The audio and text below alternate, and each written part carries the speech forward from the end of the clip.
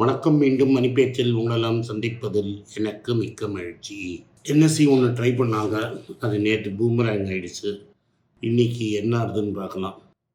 கடைசி அரை மணி நேரம் பிளைண்டு ட்ரேடிங் பண்ணாங்க ஃபியூச்சர்ஸ் அண்ட் ஆப்ஷன்ஸில். அது கொஞ்சம் டைம் எக்ஸ்டென்ஷனும் கொடுத்ததாக பேச்சு. ஆனால் உள்ள அந்த பிளாக் பாக்ஸில் என்ன நடக்கிறதுன்னு யாருக்கும் தெரியாது அப்படிங்கிற மாதிரி ஏதோ ட்வீட் பண்ணாங்க. சின்ஸ் நான் ஆப்ஷன்ஸ் அண்ட் ஃபியூச்சர்ஸில் ட்ரேட் பண்ணுறதுனால அதை நான் பெருசாக கவனிக்கல. பேசிக்லி நாங்கள் எல்லாத்தையும் சரியாக பண்ணுறோம். நாங்கள் இந்த சரியாக பண்ணதுனால என்னாச்சுன்னா கடைசி 2 நிமிஷத்தில் மார்க்கெட் 200 பாயிண்ட் ஏறித்து நிஃப்டி.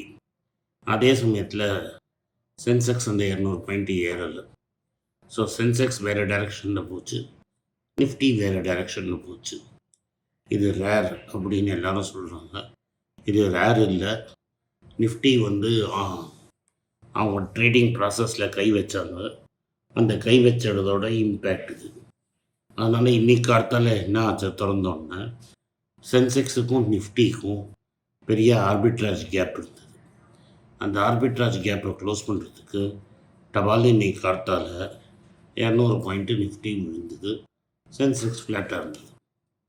ஸோ இதுதான் நடந்தது. நேற்று கடைசி நிமிஷத்தில் ஏறின 200 பாயிண்ட்டை இன்றைக்கி காலத்தாலேயே எடுத்துகிட்டு அங்கே நிஃப்டி தவிச்ச வாய்க்கு தண்ணி மாதிரி போயிட்டுருக்கு. இந்தியாவுக்கு எஃப்சிஎன்ஆரில் $42 பில்லியன் வந்திருக்கான். இன்னும் 2 மாதம் இருக்குது. இன்னும் நிறைய கடன் வாங்கி கொடுப்போம் அப்படின்னு சொல்கிறாங்க. மன்மோகன் சிங் காலத்தில் நடந்ததுக்கும் இப்போதுக்கும் ஒரு பெரிய டிஃப்ரென்ஸு.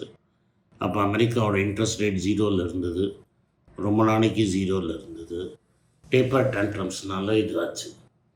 பட் இன்றைக்கி அமெரிக்காவோட இன்ட்ரெஸ்ட் ரேட் 3லேருந்து 3.25 இருக்குது. இன்னும் ஒரு 0.5% ஏறுங்கிற கண்டிஷன் இருக்குது. அதனால் இந்தியன் பாண்டி மார்க்கெட்டு ப்ரெஷரில் இருக்குது. ஏன்னா கம்ப்யூட்டர் சயின்ஸ் இன்ஜினியர் பாண்ட் ரேட்டை 6.8ல் வச்சுருக்காரு. ஸோ பாண்டில் பணம் வர மாட்டேங்குது. ப்ளூம்பர்கும் அவங்க இண்டெக்ஸில் இந்த பாண்டை சேர்க்கலை. ஆனால் எஃப்சிஎன்ஆர் பணம் உள்ளே வந்துட்டுருக்கு. அதனால் ருபீஸ் சேவில் 95.35ல் இருக்குது. இதுதான் ரியாலிட்டி. இன்றைக்கி தங்கம் 50 ரூபா குறைஞ்சிருக்கு. அந்த நேரோ ரேஞ்சில் ட்ரேட் ஆகிட்டுருக்கு. 4000க்கு மேலே போயிட்டுருக்கு. இப்போ 4000க்கு மேலே தான் இருக்குது. 4000க்கு கீழே போகல. 4200க்கும் மேலே போக மாட்டேங்குது. ஸோ இந்த நேரோ ரேஞ்சில் கோல்டு ட்ரேட் ஆகிட்டுருக்கு. இதுதான் கோல்டு. வெள்ளி ஃபியூச்சர்ஸ் மார்க்கெட்டில் 218, 218,000. அப்படின்னா 218 ஒரு கிராமுக்கு வரும். நீங்கள் வாங்கிறதுக்கு முன்னாடி விற்க ட்ரை பண்ணி பாருங்கள், என்ன விலைன்னு தெரியும் உங்களுக்கு. அதுதான் ரியல் ப்ரைஸ் ஆஃப் சில்வர். இதை நான் பல தடவை சொல்லிட்டேன். இன்றைக்கி முக்கிய செய்திகளை பார்ப்போம். இன்றைக்கி மெயின் முக்கிய செய்தி, முத்தூட்டு ஏன் விழுந்தது அப்படின்னு பல பேர் கேட்டிருக்கீங்க. முத்தூட்டு விழுந்ததுக்கு காரணம் என்னென்னா மார்ஜின் ப்ரெஷர்.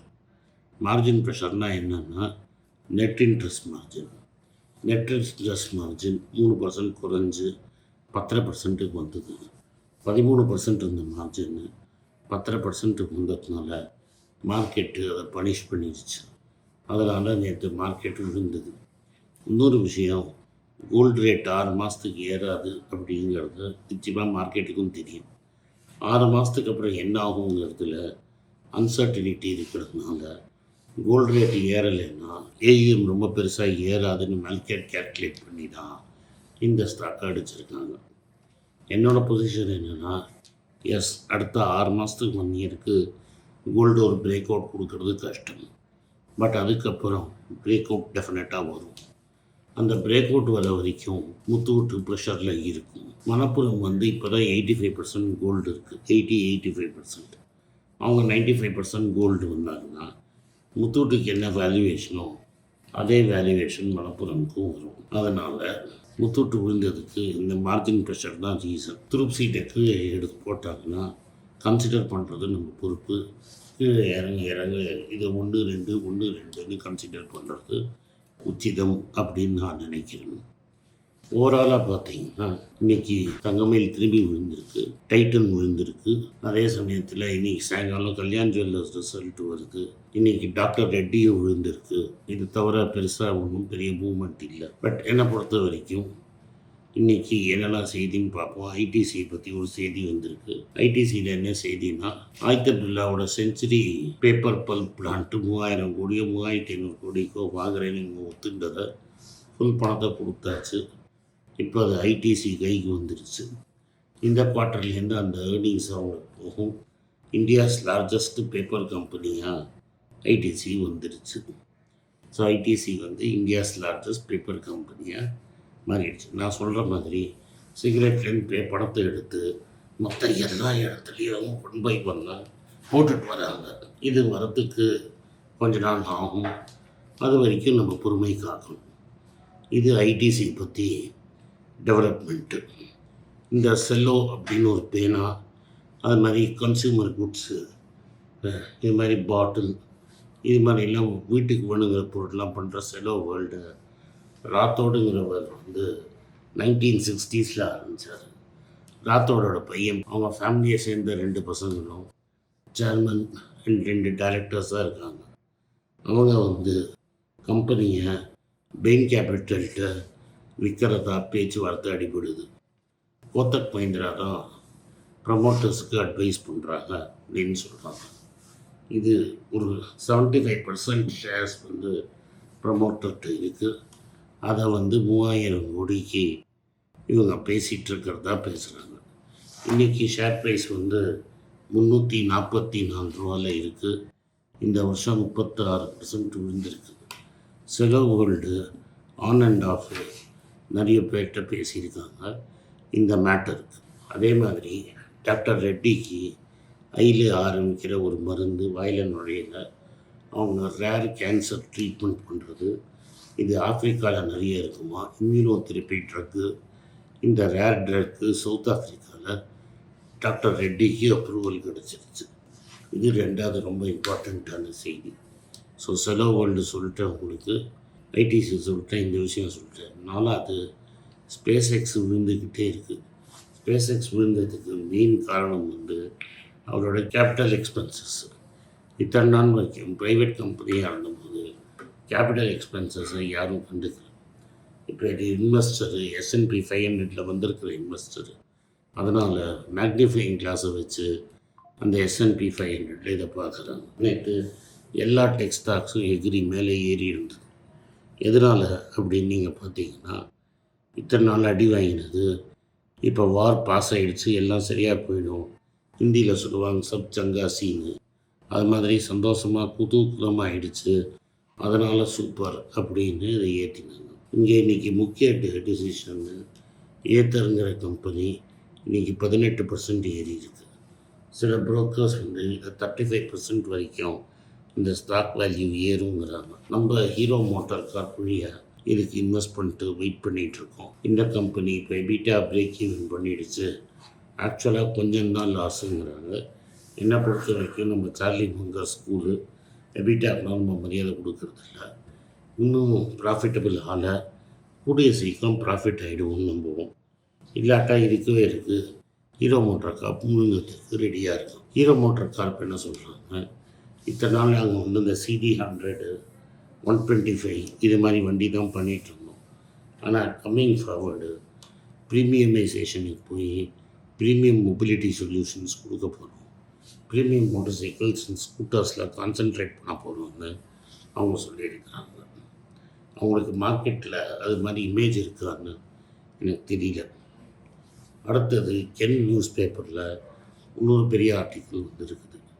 இந்த ரிக்ஷா இது மாதிரி ஆர்டினரி சின்ன வண்டிகள் வந்து சைனீஸ் பேட்ரி பேக்ஸ் யூஸ் பண்ணுறாங்க.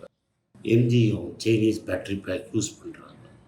இந்த பேட்ரி பேக்கை சைனாக்காரங்க ஆப் மூலமாக யூஸ் பண்ணி நடு ரோட்டில் இந்த ஆட்டோ நம்ம ரிக்ஷாஸை நிறுத்திடுறாங்க. அதனால் அமெரிக்காவில் என்ன பண்ணியிருக்காங்கன்னா பிளாக்கெட் பேன் கொடுத்துருக்காங்க. ஜப்பானில் ஹைப்ரிட் வண்டிஸ் விற்குது. இங்கே இந்தியாவில் எது மாதிரி பொசிஷன் எடுக்க போகிறாங்கன்னு நம்மளுக்கு தெரியல. இப்போதைக்கு இது ஆட்டோ இதை மட்டும் அஃபெக்ட் பண்ணிகிட்ருக்கு. Rickshaws for the first time அமெரிக்காவும் ஜப்பானும் சேர்ந்து ஒரு மார்க்கெட்டில் எண்ணில் வாங்கி டாலரை ப்ராப்பப் பண்ணியிருக்கிறாங்க. நார்மலாக இது மாதிரி பேங்க் ஆஃப் ஜப்பான் பண்ணால் அமெரிக்கா கத்தும். பட் ஜப்பான் தான் cheapest market in the world. வேல்யூவை ப்ராப் பண்ணாதான் சீப் பணம் அமெரிக்காவுக்கு வரும்னு ஸ்காட் பெசன்ட்டும் சொல்லியிருக்கிறார். ஸோ அமெரிக்காவுக்கும் சீப் பணம் தேவைப்படுறதுனால இந்த வேலையை செஞ்சுருக்காங்க. இன்றைக்கி ஃபெட்ரல் பேங்க் 3% விழுந்திருக்கு. முத்துவிட்டும் விழுந்து கரெக்டாக இருக்குது. இந்த gold related banks, gold loan related banks, companies இதெல்லாம் கன்சிடர் பண்ணுறதுக்கு இது ஒரு அரிய ஆப்பர்ச்சுனிட்டியாக இன்றைக்கி நான் பார்க்குறேன். நன்றி, வணக்கம். இந்த வீடியோ உங்களுக்கு பிடிச்சிருந்ததுன்னா இந்த வீடியோவை லைக் பண்ணுங்கள், எங்கள் சேனலை சப்ஸ்கிரைப் பண்ணுங்கள், பெல் நோட்டிஃபிகேஷன் தட்டுங்க. இந்த வீடியோ முடிஞ்ச உங்கள் சொந்தக்காரங்களுக்கும் ஃப்ரெண்ட்ஸுக்கும் அனுப்புங்க. நன்றி, வணக்கம். எல்லாருக்கும் வணக்கம். குழந்தைங்களுக்காக ஃபைனான்ஷியல் லிட்ரஸி, மணி ஃபார் நத்திங்னு 2வது பார்ட்டு. அண்ட் இதில் செக் எழுதுறது எப்படி, டெபாசிட் ஸ்லிப் எழுதுறது எப்படி, பணம் எப்படி வந்தது, பார்ட்டர்லேருந்து டிமானிட்டைசேஷன் வரைக்கும் எல்லாத்தையும் கவர் பண்ணியிருக்கோம். உங்கள் குழந்தைங்க அப் டு ஏஜ் 10-12க்கு ரொம்ப யூஸ்ஃபுல்லாக இருக்கும். இந்த புக் இப்போதைக்கு ஒரு ஸ்பெஷல் ப்ரைஸில் 450 ரூபாய்க்கு கொடுக்குறோம். இதை யூஸ் பண்ணிக்கங்க. நன்றி, வணக்கம். moneypage.com வெப்சைட்டை சப்ஸ்கிரைப் பண்ணுங்கள். ஒரு வாரத்துக்கு 4 ப்ரீமியம் ஆர்டிக்கலும், ஃப்ரீ ஆர்டிகல்ஸ் ஒரு 10லேருந்து 15 நாங்கள் போடுறோம். இது சப்ஸ்கிரிப்ஷன் ஒரு மாதத்துக்கு 99 ரூபா தான். இங்கே சொல்கிற கான்செப்ட்ஸை கிரேட்டாக எக்ஸ்பேண்ட் பண்ணி போடுறோம். நீங்கள் படிச்சிங்கன்னா உங்களுக்கு யூஸ்ஃபுல்லாக இருக்கும். நன்றி, வணக்கம். வணக்கம். குழந்தைங்களுக்காக ஒரு புஸ்தகம் லான்ச் பண்ணோம். அது ரொம்ப சக்ஸஸ்ஃபுல்லாக இருக்குது. யாருக்கெல்லாம் அந்த புஸ்தகம் போடணுமோ எங்கள் டீமுக்கு கான்டாக்ட் பண்ணுங்கள். கீழே இருக்கிற நம்பர்லேயும் வெப்சைட்லேயும் கான்டாக்ட் பண்ணிங்கன்னா உங்களுக்கு அந்த புஸ்தகத்தை நீங்கள் வாங்கிக்கலாம். மற்ற எங்கள் புஸ்தகமும் அவைலபிள். எங்கள் வெப்சைட் மூலமாகவும் வாங்கலாம். கீழே இருக்கிற வாட்ஸ்அப் நம்பர்லேயும் மெசேஜ் அனுப்பலாம். நன்றி, வணக்கம்.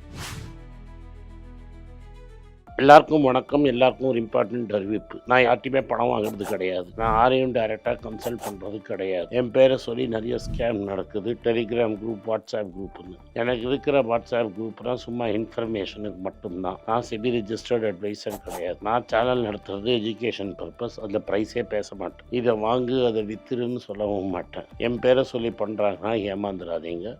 நன்றி.